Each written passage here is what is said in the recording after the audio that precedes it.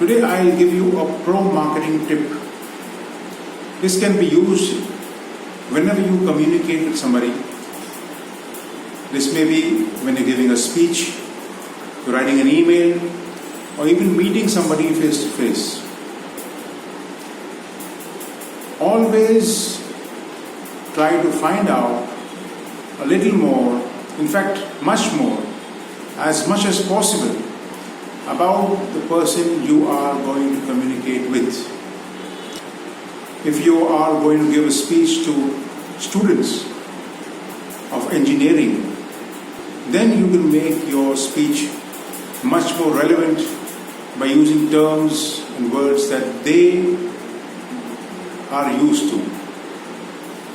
If you are meeting a client who loves gardening, or maybe he is an avid biker, you know he is great, he is somebody who likes to adventure, who likes to talk about bikes, it can be a very good icebreaker between you and him or her. So always find out about the person you are going to communicate with.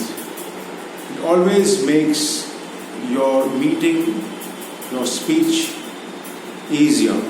In fact, it can actually help you to build a long relationship or even convert a person into a client. Best of luck.